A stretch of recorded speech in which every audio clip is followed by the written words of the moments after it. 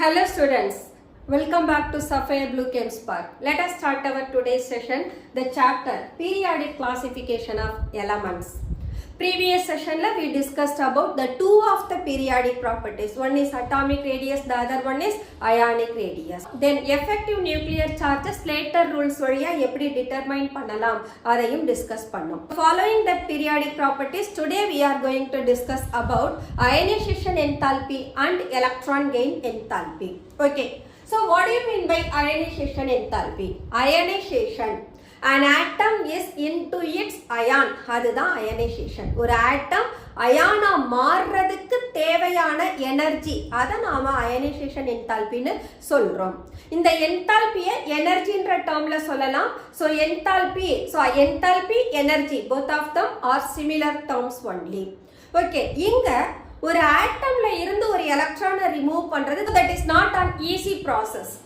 ஏன் இதை easy process இல்லை அப்படின்னு சொல்றோம்னா we are discussing about the metal. மெட்டல்ல மெட்டாலிக் ஃபோர்ஸஸ் ரொம்ப ஸ்ட்ராங்கா இருக்கும். ஏன்னா the packing of metal in a crystal lattice is such a close packing.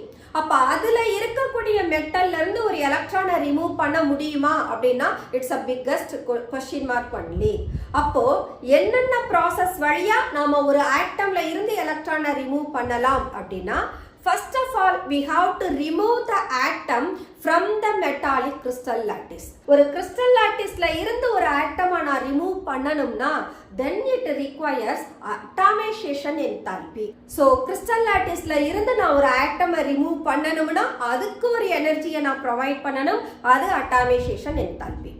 அடுத்து இந்த ஆட்டம் என்ன ஸ்டேட்ல இருக்கும்னா சாலிட் ஸ்டேட்ல இருக்கும். சாலிட் ஸ்டேட்ல இருந்து எலக்ட்ரானை ரிமூவ் பண்றது டிஃபிகல்ட். அப்ப அந்த சாலிட் ஸ்டேட்ல இருக்கிற ஆட்டமை நான் கேஷியஸ் ஸ்டேட்டுக்கு மாத்தணும். அப்ப solid to gas sublimation process நடக்கணும். அப்ப அங்க ஒரு மெட்டாலிக் சாலிட் ஆட்டமை நான் கேஷியஸ் ஸ்டேட்டுக்கு கொண்டுட்டு போறதுக்கு I am giving sublimation enthalpy. So now the metallic atom is ready to lose the electron. Even then I have to give energy to remove the electron. ஏன்னா அந்த கேஷியஸ் ஆட்டம்ல இருக்கக்கூடிய electron nuclear ஃபோர்ஸஸோட அட்ராக்ஷன்ல இருக்கு. அப்ப அந்த nuclear forces of attraction, நியூக்ளியஸ்க்கும் எலக்ட்ரானுக்கும் இடையில இருக்கக்கூடிய forces of அட்ராக்ஷனை break பண்றதுக்கு energy கொடுக்கணும். அந்த எனர்ஜி தான் ஆக்சுவலா அயனைசேஷன் என்தால்பி. அப்போ the amount of energy required to remove the most loosely bound electron from the valence shell of an isolated neutral gaseous atom. Isolated from the crystal lattice, we removed the atom. Neutral, அந்த atom நியூட்ரலா தான் இருக்கணும், அதனுடைய atomic ஸ்டேட்ல இருக்கணும். Then gaseous, அது சாலிட்லயோ லிக்விட்லயோ இருக்கக்கூடாது, gaseous ஸ்டேட்டுக்கு மாறி இருக்கணும். ஸோ இந்த ஸ்டேட்ல இருக்கிற ஆட்டம்ல இருந்து we are going to remove the most loosely bound electron. யார் இந்த most loosely bound electronனா ஆக்சுவலா வேலன்ஸ் ஷெல்ல இருக்கிற எலக்ட்ரான் தான் most loosely bound electron. So most loosely அப்படின்ற போது the core electron ஓட கம்பேர் பண்ற போது valence electrons are less held with nuclear forces of attraction. அதனால we are saying it is most loosely bound electron. Okay. So from the gaseous state of metal I am removing only one electron. அப்போ amount of energy required for that process is E1. அப்ப இந்த energy ரிக்வயர்ட நான் என்னன்னு சொல்றேன், ionisation என்தால்பின்னு சொல்றேன், for which I am removing the first electron. அதனால it is said to be first ionization enthalpy. அதோட value எவ்வளவா இருக்குன்னா x கிலோ ஜூலா இருக்கு. ஓகே, இப்போ இந்த mono positive ion because the metal with positive charge. எதனால பாசிட்டிவ் சார்ஜ் வந்தது? மெட்டல் இஸ் நியூட்ரல்னு சொல்றோம். நியூட்ரல்னா எப்படி இருக்கணுமாங்க? Number of proton equal to number of electron. அப்போ இங்க ஒரு எலக்ட்ரானை நீங்க ரிமூவ் பண்ணிட்டீங்கன்னா protonic charge becomes greater than electronic charge. எத்தனை யூனிட் கிரேட்டர் ஆகுது? Just 1 unit. அதனால the metal carries mono positive charge. இப்போ இந்த mono positive charge of அயான்ல இருந்து I am going to remove the second electron. First neutral gaseous stateல இருக்கிற போதே that requires energy னு சொல்லிட்டோம் because the valence electron is under the influence of nucleus. இப்ப second எலக்ட்ரானை அதோட அயானிக் ஸ்டேட்ல இருந்து ரிமூவ் பண்ண போறோம். அதுவும் இங்க புரோட்டானிக் சார்ஜ் கிரேட்டரா இருக்கு. அப்போ the second energy must be greater than the energy given for the first ionization enthalpy. அப்போ we are giving the second electron is being removed from the monopositive ion for which E2 amount of energy is required. அப்ப இந்த எனர்ஜியை second ionization enthalpy அதை நான் Y kilojoule எடுத்துக்கலாம். Now இந்த dipositive ionல இருந்து I can remove the third electron. அப்ப கண்டிப்பா இங்க protonic charge still increases by 1 unit. அந்த forces of attraction first two cases விட இன்னும் ஸ்ட்ராங்கரா இருக்கும். அதை ஓவர்கம் பண்றதுக்கு இந்த third energy எப்படி இருக்கும்? Still greaterா இருக்கும்.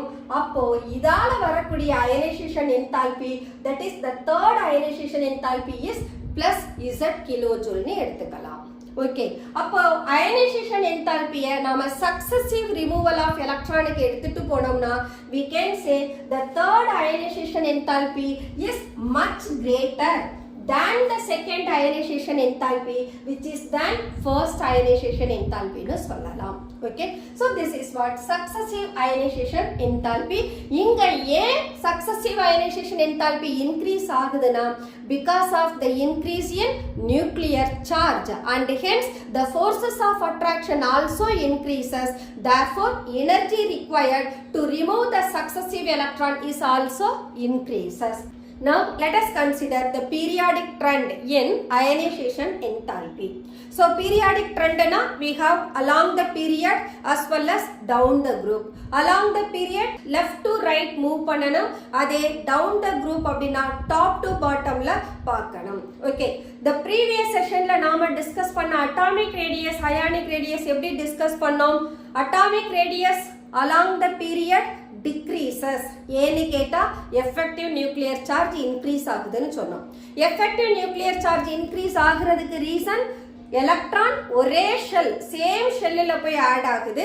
அப்போ ஒரு புரோட்டான் நியூக்ளியஸ்க்கு போகுது. ஸோ சைமல்டேனியஸா நமக்கு நியூக்ளியர் சார்ஜும் இன்க்ரீஸ் ஆகுதுன்னு சொன்னோம். அடுத்து என்ன பாயிண்ட் சொன்னோம்? எலக்ட்ரானை ஆட் பண்ண எலக்ட்ரானிக் ரிப்பல்ஷன் இன்க்ரீஸ் ஆகும். அதே நீங்க நியூக்ளியஸ்ல ஒரு புரோட்டான் ஆட் ஆகுற போது அட்ராக்ஷன் இன்க்ரீஸ் ஆகுது. அப்போ எஃபெக்டிவ் நியூக்ளியர் சார்ஜ் அப்படின்றது ஒவ்வொரு எலக்ட்ரானும் எக்ஸ்பீரியன்ஸ் பண்ற நெட் பாசிட்டிவ் சார்ஜ்னு சொன்னோம். So across the period நாம போற போது when the electron is added to the same shell then the proton is also added to the nucleus. இந்த addition of electronum protonum ஒவ்வொரு எலிமெண்ட்ல ஒரு எலிமெண்ட்ல இருந்து இன்னொரு எலிமெண்ட்டுக்கு போற போது ஒரு யூனிட் இன்க்ரீஸ் ஆகும் and hence the effective nuclear charge increases. So size of the atom decreases. அப்ப size of atom decreases அப்படினா valence shell electron மேல nucleus ஓட forces எப்படி இருக்கும்? much stronger ஆ இருக்கும். அப்போ across the period when we move from left to right the effective nuclear charge increases, size of the atom decreases and hence ionization enthalpy increases. அப்ப left extremeல இருக்கிறவங்கலாம் metal, right எக்ஸ்ட்ரீம்ல இருக்கிறவங்க நான் metal. அப்போ ஒரு நான் மெட்டல்ல இருந்து எலக்ட்ரானை ரிமூவ் பண்றது ஹைலி டிஃபிகல்ட். அதே மெட்டல்ல இருந்து எலக்ட்ரானை ரிமூவ் பண்றது it becomes easier compare to நான் மெட்டல். இது நாம பீரியட்ல டிஸ்கஸ் பண்ணோம்னா at the same time when we go down the group போறப்போது என்னாகும்? we have 7 period. so நாம group element டிஸ்கஸ் பண்ணோம்னா first memberல இருந்து last member வர்றபோது number of shell increase ஆகும். number of shell increase ஆறபோது the valence electron that enters into the new shell. அப்போ என்னாகும்? though the nuclear charge increases, size of the atom increase ஆகும். அப்போ distance between the nucleus and the valence shell increases. அப்போ nuclear charge, effective nuclear charge decrease ஆகும். at the same time உள்ள இருக்கக்கூடிய inner electron ஒரு screen போல behave பண்ணும்னு சொன்னோம். அது என்ன பண்ணும்? வேலன்ஸ் எலக்ட்ரானை நியூக்ளியர் ஃபோர்ஸ் ஆஃப் அட்ராக்ஷன்ல இருந்து ஹைட் பண்ணும். அப்போ valence electron is still loosely bound with nucleus. So அப்போ distance increase ஆற போது that electron can easily be removed on going down the group. So down the group ionization enthalpy decreases. Okay, மெட்டல்னு சொன்னோம்னா we used to say those are electropositive element. அப்ப electropositivity அப்படின்னா the tendency to lose the electron is said to be electropositivity. அப்ப ஒரு குரூப்ல top மோஸ்ட்ல இருக்கிற எலிமெண்ட்ல இருந்து எலக்ட்ரானை remove பண்றதை விட பாட்டம் மோஸ்ட்ல இருக்கக்கூடிய எலிமெண்ட்ல இருந்து எலக்ட்ரானை ஈஸியா ரிமூவ் பண்ணலாம். அப்ப எலக்ட்ரானை ரிமூவ் பண்றது எலக்ட்ரானை கெயின் பண்றது இந்த ப்ராசஸை வச்சுதான் ஒரு எலிமெண்டோட கெமிக்கல் ரியாக்டிவிட்டியை டிஸ்கஸ் பண்ணுவோம். அப்ப என்ன சொல்லலாம், down the group போறபோது metallic character increases because they ready to lose the electron. ஏன்னா ionization enthalpy decreases. அப்ப ionization enthalpy லோவா இருந்ததுன்னா மெட்டல் அயானா மாறுறது much faster. அப்ப ரியாக்டிவிட்டியும் நமக்கு ஃபாஸ்டரா இருக்கும். சோ ஒரு மெட்டல்னு கன்சிடர் பண்ற போது we are talking about their electropositivity. Electropositivity is nothing but the tendency to lose the electron. How far they ready to lose the electron, those are said to be strongly metal. Okay. இந்த trend பீரியட்லயும் குரூப்லயும் ரெகுலரா vary ஆகுதா அப்படின்னா no. நாம ஒரு second period எலமெண்ட்டை எடுத்துக்கலாம். Second period element லித்தியம்ல இருந்து neon வரைக்கும் போகும். So lithium atomic number 3, beryllium 4, boron 5, carbon 6, nitrogen 7, oxygen 8, fluorine 9, neon 10.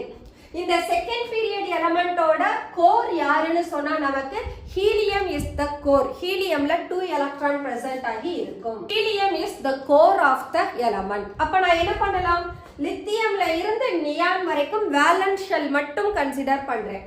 லித்தியமோட valence ஷெல்ல ஒரு எலக்ட்ரான் இருக்கு. Beryllium it has 2s2, boron 2s2 2p1. போரான்ல இருந்து நியான் போற போது 2p ஆர்பிட்டல்ல ஒவ்வொரு எலக்ட்ரானா இன்க்ரீஸ் ஆகி 2p6ல போய் கம்ப்ளீட் ஆகுது. இந்த கிராஃப பார்த்தோம்னு சொன்னா you may find lithium to beryllium increases. அப்ப ஸ்ட்ரைட்டா தான் போயிருக்கணும். ஏன்னா அயனைசேஷன் என்தால்பி லெஃப்ட் டு ரைட்ல இன்க்ரீஸ் ஆகும்னு தான் சொன்னோம். பட் இங்க என்ன ஆகுது, லித்தியம் டு பெரிலியம் இன்க்ரீஸ் ஆகுது. அடுத்து பாத்தீங்கன்னா போரானுக்கு டிக்ரீஸ் ஆகுது. தென் போரான்ல இருந்து நைட்ரஜன் வரைக்கும் இன்க்ரீஸ் ஆகுது. ஒன்ஸ் அகைன் நைட்ரஜன்ல இருந்து ஆக்சிஜனுக்கு டிக்ரீஸ் ஆகுது. தென் ஆக்சிஜன்ல இருந்து நியான் வரைக்கும் இன்க்ரீஸ் ஆகுது. Why this variation happen அப்படின்னா we have to consider their electronic configuration. Already I told ஒரு எலமெண்டோட பீரியாடிக் ப்ராப்பர்ட்டியை டிட்டர்மைன் பண்றதே அதனுடைய எலக்ட்ரானிக் கான்ஃபிகரேஷனும் அதுல இருக்கக்கூடிய நம்பர் ஆஃப் ஷெல்ஸ்னு சொன்னோம். Ionisation enthalpy of second period element பாருங்க, lithium less than beryllium. But பெரிலியமோட ionisation enthalpy greater than boron. Boron less than carbon, carbon less than nitrogen, but nitrogen oda ionization enthalpy greater than oxygen. Then oxygen less than fluorine, fluorine is greater than neon nu solrom. Fluorine it is less than neon because there is no change in its trend. ஒரே straight line தான் போகுது. அப்ப fluorine is less than neon. Okay, இந்த ரெண்டு condition ஏன் vary ஆகுது, இதுதான் நம்மளோட question. So why this change takes place?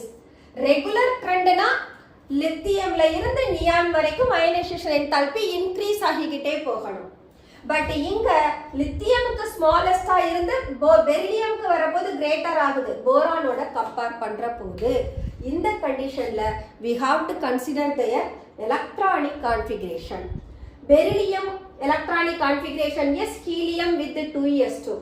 போரானோட atomic number 5, இதோட electronic configuration 2s2 2p1.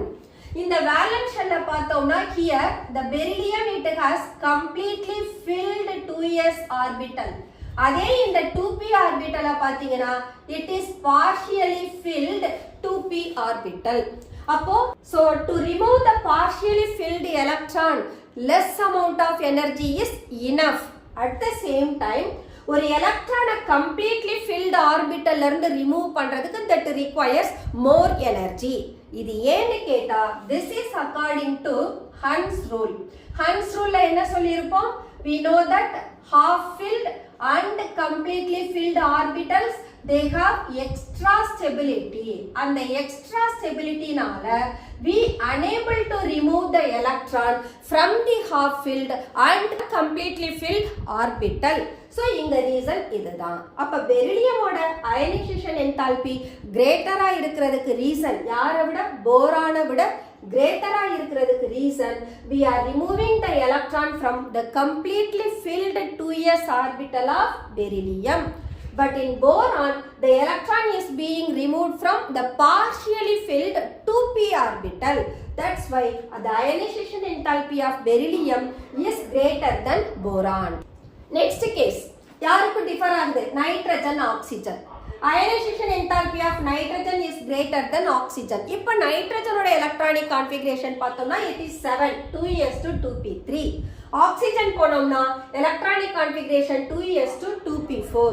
So this 2p orbital is partially filled. At the same time nitrogen it has a half filled 2p orbital. So according to Hund's rule, half filled orbital also have extra stability. So to remove the electron from half filled orbital of nitrogen requires more energy than that removed from the partially filled 2p orbital of oxygen. This is the reason why oxygen has less ionization enthalpy than nitrogen.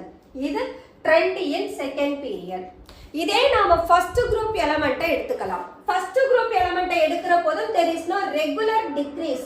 இங்க lithium sodium degrees ஆகுது, சோடியம்ல இருந்து potassium போகும்போது there is a sudden fall. அதுக்கப்புறமா பொட்டாசியம்ல இருந்து caesium வரைக்கும் that shows the regular decrease. இதுக்கு reason என்ன அப்படின்னா, சோடியம்ல இருந்து பொட்டாசியம் வரப்போது சோடியம்க்கு அட்டாமிக் நம்பர் 11. அப்ப இதோட எலக்ட்ரானிக் கான்ஃபிகரேஷன் எனக்கு நியான் வித் 3s1 ன்னு இருக்கும். இதே நான் பொட்டாசியம் எடுத்தேனா பொட்டாசியமோட எலக்ட்ரானிக் கான்ஃபிகரேஷன் பொட்டாசியம் 19. அப்ப இதுக்கு ஆர்கான் வித் 4s1 ன்னு மாறிடும். சோடியமுக்கு electronic configuration 3s1, but potassium எடுத்தீங்கன்னா ஆர்கான் ஃபாலோட் பை 4s1. 3sல நீ சோடியம்ல 3d ஆர்பிட்டல் அது வேக்கண்டா இருக்கும். பொட்டாசியம் வர்ற போது அந்த 3d ஆர்பிட்டல் எம்டியா இருக்கும். தென் பொட்டாசியமுக்கு 4th ஷெல் ஓபன் ஆகிறதுனால 4s 4p 4d 4f அத்தனை பேரும் பிரசன்ட் ஆகியிருப்பாங்க. அப்ப சைஸ் ஆஃப் ஆட்டம் என்ன ஆயிடும்? சடனா இன்க்ரீஸ் ஆகும். At the same time due to the presence of the எம்டி d and f orbital that influence the ionization enthalpy that makes a sudden fall from sodium to potassium. That's all. The trend in ionization enthalpy across the period as well as down the group. The next one, electron gain enthalpy. இது அப்படியே ionization enthalpy க்கு opposite.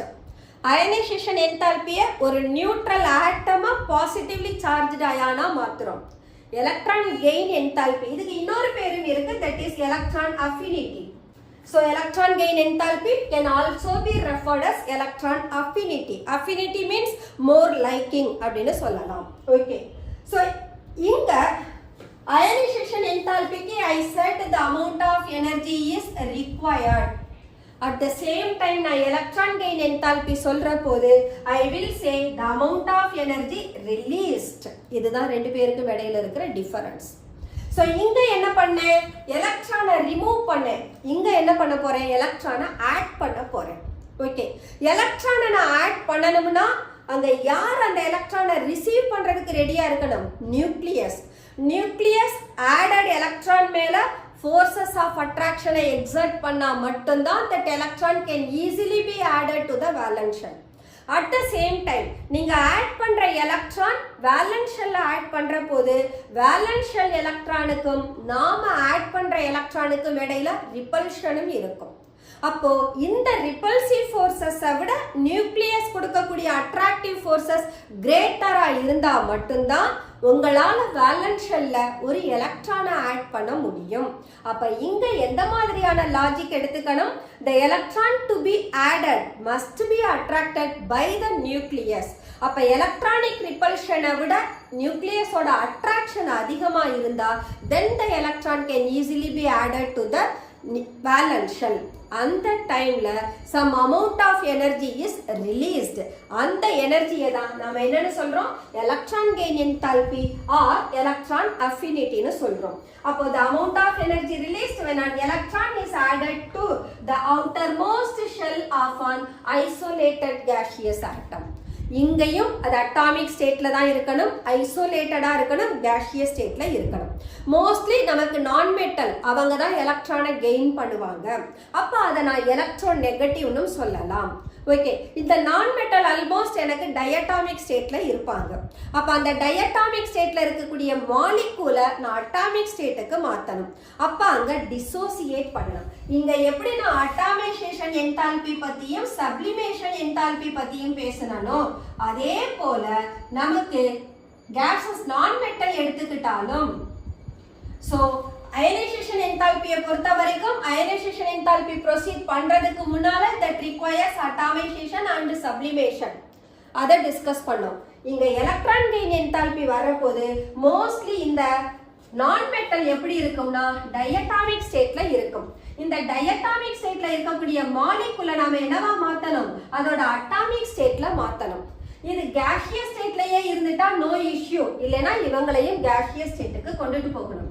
அப்போ ஒரு மாலிகுல அதோட atomic ஸ்டேட்டுக்கு கொண்டுட்டு வரோம்னா அங்க என்ன எனர்ஜி இன்வால்வ் ஆகும், டிசோசியேஷன் எனர்ஜி இன்வால்வ்ஸ். சோ இங்க டிசோசியேட் பண்ணவுமே அது கேஷியஸ் ஸ்டேட்ல இருக்கிற நான் மெட்டலா இருக்கும். அந்த கேஷியஸ் ஸ்டேட்ல இருக்கிற நான் மெட்டலுக்கு we are giving the electron, so when it receives it becomes x minus. அப்ப இங்க புரோட்டானிக் சார்ஜை விட எலக்ட்ரானிக் சார்ஜ் இன்க்ரீஸ் ஆகுது. அப்ப எத்தனை எலக்ட்ரான் ஆட் பண்றோமோ அத்தனை நெகட்டிவ் சார்ஜ் அந்த நான் மெட்டலுக்கு கிடைக்கும். இந்த கேஸ்ல எனர்ஜி ரிலீஸ் ஆகுறதுனால the electron gain enthalpy is referred as minus x kilojoule. அப்ப இந்த மைனஸ்ன்றது that indicates energy is released. ஆக்சுவலா xன்றது magnitude of energy. அப்ப எலக்ட்ரான் கெயின் என்தால்பியையும் அயனைசேஷன் என்தால்பியையும் நீங்க கம்பேர் பண்ணீங்கன்னா இந்த பிளஸும் மைனஸும் எதை மீன் பண்ணும்னா எனர்ஜி எடுத்துக்குதா எனர்ஜியை ரிலீஸ் பண்ணுதா. எனர்ஜியை எடுத்துக்கிட்டா பாசிட்டிவ் சார்ஜ்ல எனர்ஜியை கொடுக்குறீங்க, எனர்ஜியை ரிலீஸ் பண்ணா அதை நெகட்டிவ்னு கொடுக்குறீங்க. அப்ப இந்த பிளஸும் மைனஸும் absorption of energy, release of energy அதை தான் மீன் பண்ணுமே தவிர that sign does not influence the magnitude of the energy. அப்ப இங்க 340 கிலோஜூல் அப்படின்னா மேக்னிடியூட் பேசிஸ்ல அது 340. அதுக்கு ஏன் நான் மைனஸ் கொடுத்தேன், எனர்ஜி ரிலீஸ் ஆச்சு அதனால நான் மைனஸ்னு கொடுத்தேன். அப்ப electron gain enthalpy though they have negative charge it does not influence and it does not affect the magnitude. Okay, சரி, இப்போ நான் ஃபர்ஸ்ட் எலக்ட்ரானை ரிமூவ் பண்றதுனால x மைனஸ் இங்க எனர்ஜி ரிலீஸ் ஆச்சு.